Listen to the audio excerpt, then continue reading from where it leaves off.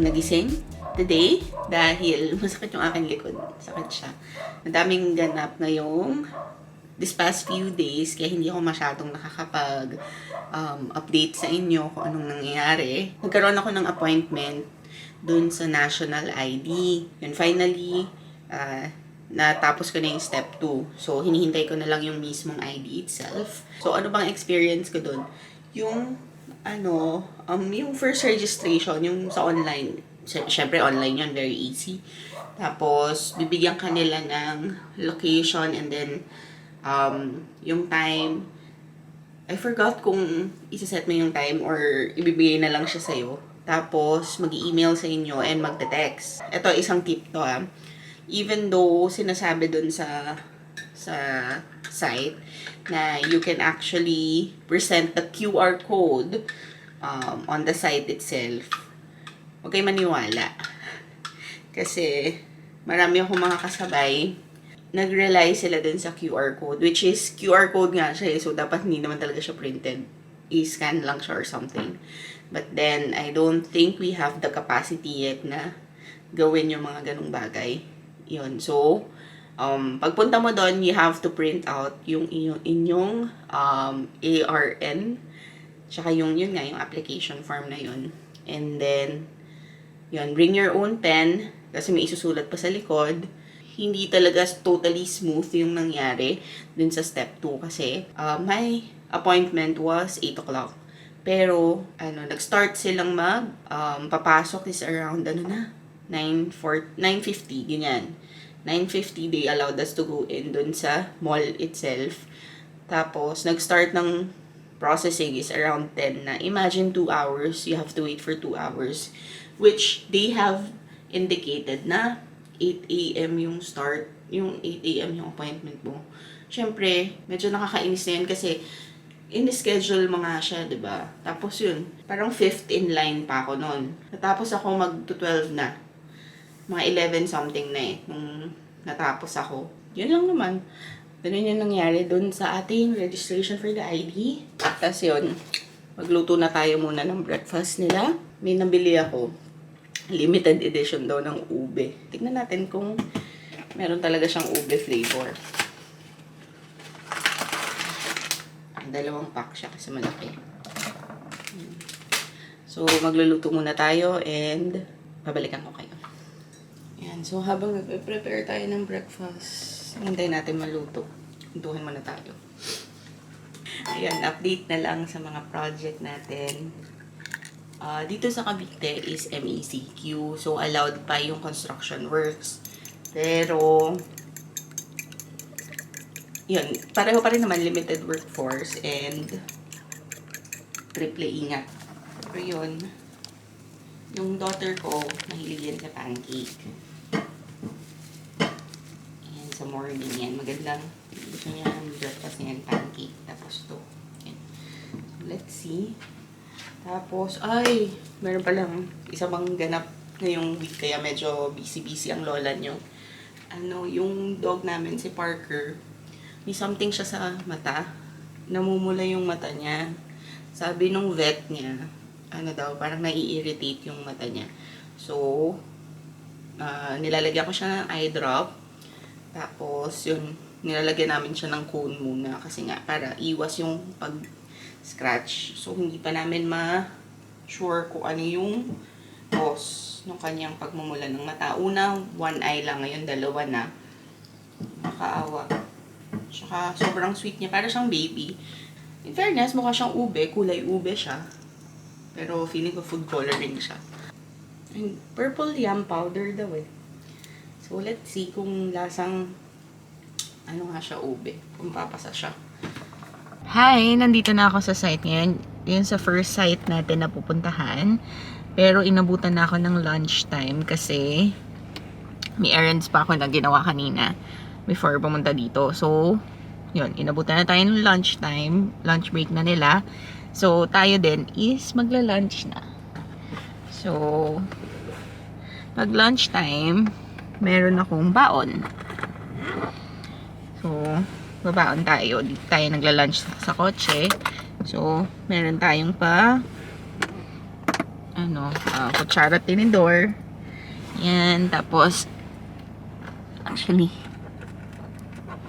wait lang I'll be using disposable na lang. Alam nyo ba, nangongolekta ako ng mga disposables. Yung mga from Ministop, yan, ganyan. Tapos nilalagay ko dito sa kotse kasi nga, yun,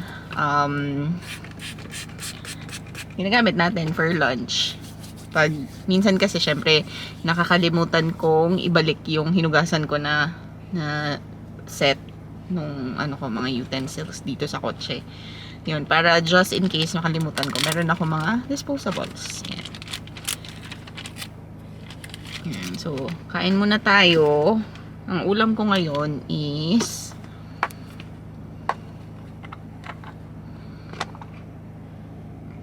chicken teriyaki with broccoli. Yan. Favorite ng aking daughter. So, kain muna tayo. Ay, wait lang. Bago pala ako kumain. Diyan muna kayo. Yan. Papatayin ko pala yung kotse din kasi save energy tayo. So, bubukas lang ako ng konti sa window. And, yun. Wala namang tao sa labas. Nasa loob ng bahay yung mga yan kasi umaambon din. Kaya, yun. So, bukas tayo ng bintana. Yan sa kabila. Yan. Close natin yung ating engine.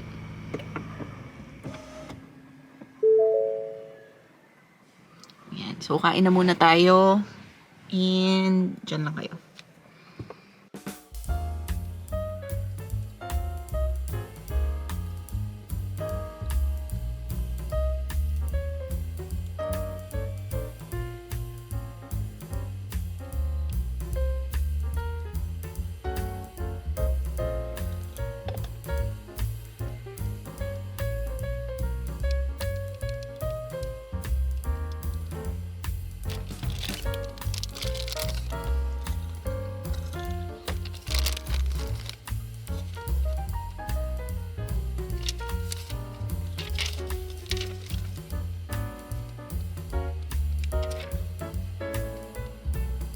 And finally, nakababa na tayo and papasok na tayo sa site.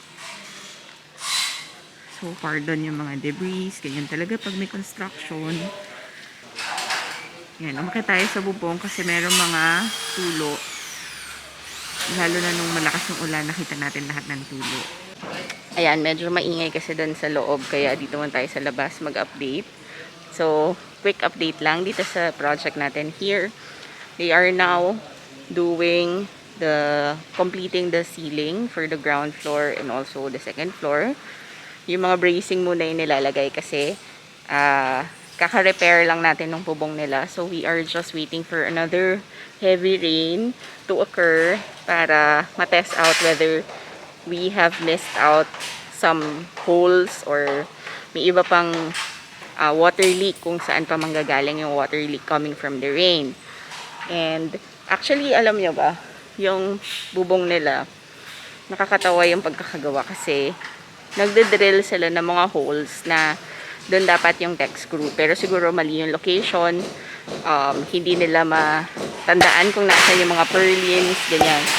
So, nagkakamali sila ng drill, which is okay lang naman. Pero, sana, nalagyan nila ng Vulcasil or sealant. But apparently, hindi nila nagawa yon. Kaya, buong second floor is tumutulo. So, yun. And we would like to suggest to the client also na to replace yung flashing nila, yung wall flashing nila kasi hindi siya properly naka-install and hindi nako-cover lahat. So, baka in the future kasi magkaroon ng problema yung part na yon. So, i-try na natin i-avoid yung mga ganong problems kasi sayang naman yung ceiling na bago kung matutuluan lang din naman. Ayun, yung sa CR, medyo nahirapan lang sila ng very very light kasi kakaiba yung shower na nabili ni client. So, papakita ko siya sa inyo later on kung bakit kakaiba siya. And makapal talaga kasi siya. Eh, yung walls dito sa Lancaster is precast and super nipis. Kaya we have to put in a new wall for that one. Ayan lang naman yung update here. And pasok na ako ulit sa loob. Pakita ko sa inyo yung ating shower head. Ay, yung shower set mismo.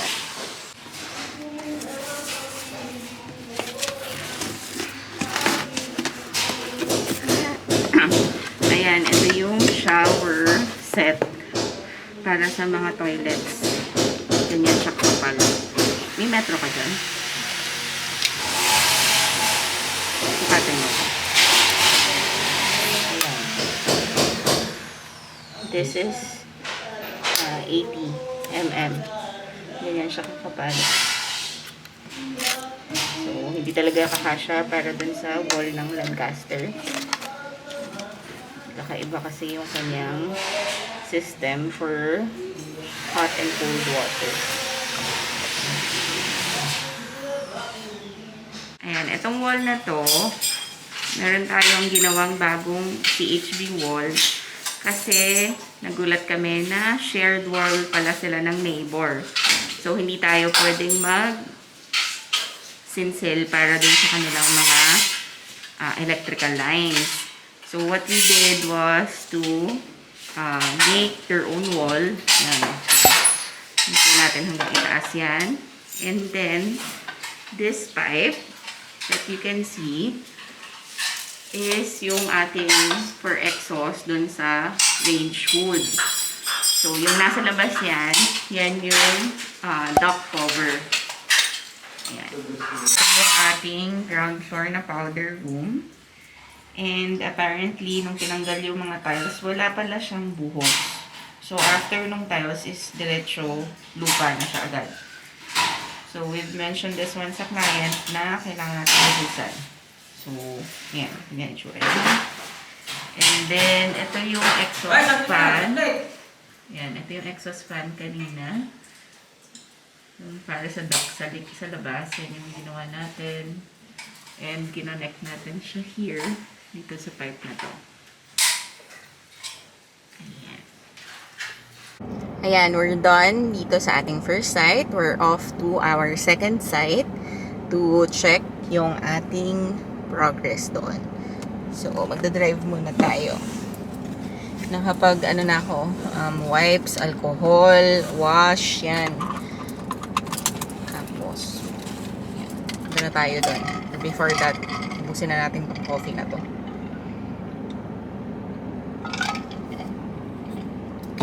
Grabe ang weird ng panahon.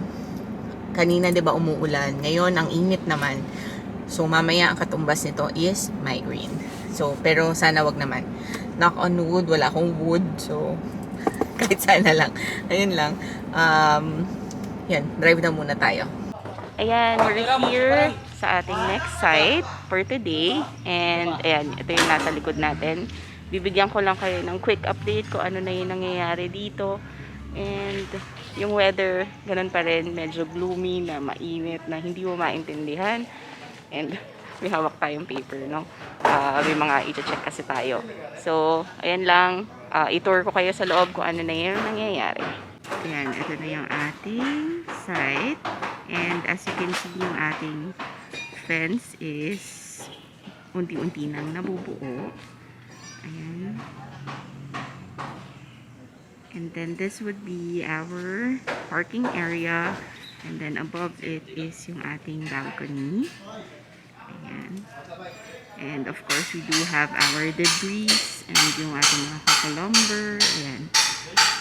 So, pasok na tayo sa loob. Okay, ito yung part na entrance for our utility area. Nakapalitada na yung ibang walls. So, ito na yung ating balcony area. And it's a very good space for alfresco dining. Ayan. Tapos yung party tayo. It's a good space for that one. Very windy. Ito namang area to would be our walk-in closet. And yung last na column is kailangan ng pormahan tapos mabuhusan na siya. Ayan. So, hopefully this week is makapag-start tayo to remove and dismantle yung existing roof in preparation to install yung ating bagong roof. Ayan. So, we are at our last stop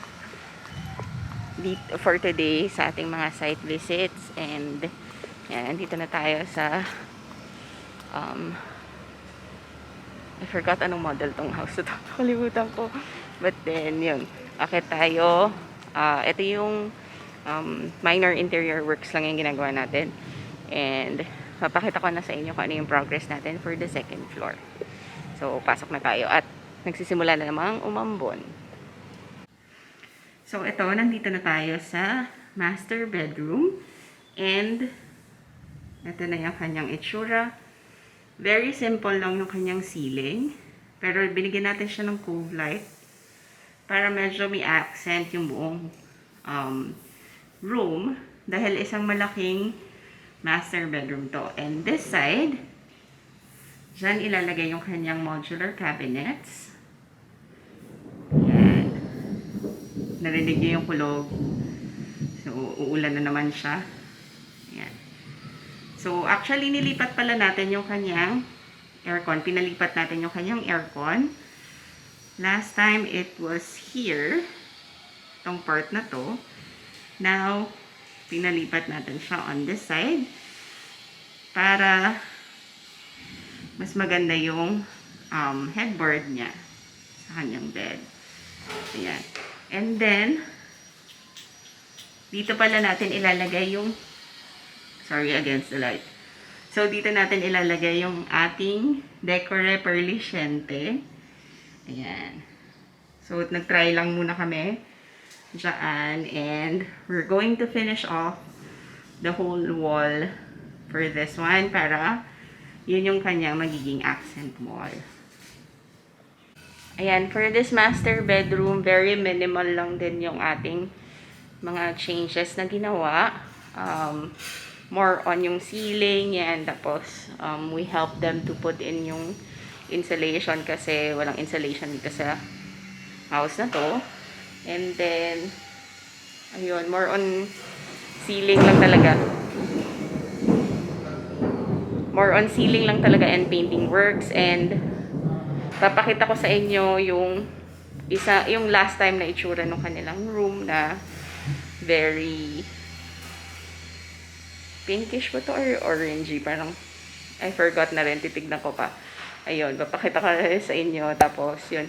Ngayon, kinulayan muna natin siya ng very light lang para mas lumaki yung kanyang room and also mas maging aluwalas kasi actually yung mga existing niya mga furnitures are all dark brown. So, kailangan light naman yung walls niya para magkaroon ng contrast. Ayun. So, punta na tayo sa kabilang room. And for the staircase naman, yan, nag-paint din tayo. Change natin yung kanyang paint from orange to brown and syempre yung Mystic Fog ulit ng Boyce. Ayan.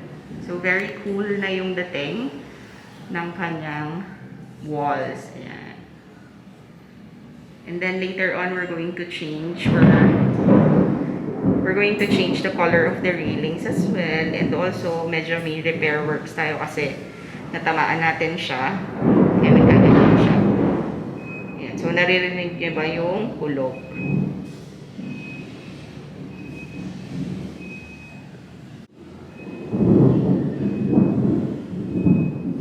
Ayan. So, sa room na to, very simple lang kanyang ilaw. Yung kanyang ceiling, hindi na natin siya binonggahan. Kasi, this is for the voice.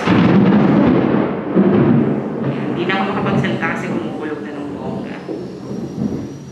So anyway, papakita ko siya sa inyo once na fully painted na siya.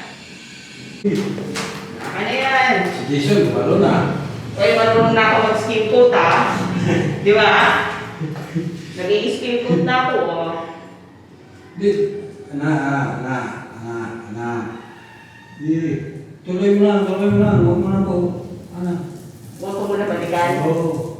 Okay, pagbalik mo yan, tatamaan yan. Oo nga. Oo. Diyan ka na. Para walang duwin. Oo. Tayo isang ko sa siling. Ha? Huwag mo ikitso sa siling. Bakit? Ayaw mo nun, may kulay na rin tayo siling.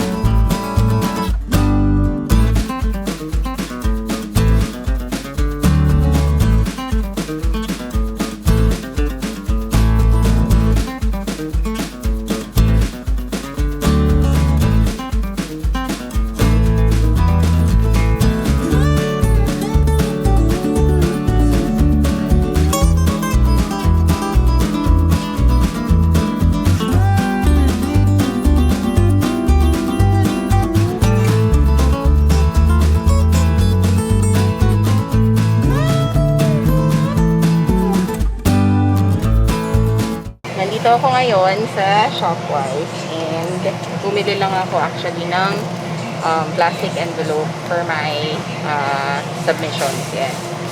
It's already 5 o'clock and it's the end of my site visit. So naka-visit tayo ng 3 and then maybe tomorrow I'll be showing you around naman din sa ating bagong bubuksan na project. Sa next vlog na lang siguro yun, baka masyado nang mahaba dito. Yun, papakita ko muna sa inyo kung ano yung empty space niya, ano yung mga problems na tingin namin ma-encounter namin, and ano yung mga problems na nakita namin na existing. So, ayun lang. Pipila na rin ako para dito sa 5 pirasong plastic envelope. Ayan. So, I'll be heading home na rin after this one. And also, syempre, bumili ako ng pampasalubong. So, ayun lang. I'll see you next time. Please don't forget to like this video, subscribe to my channel, and click the notification bell to keep you updated every time I upload a new vlog. So, ayun na.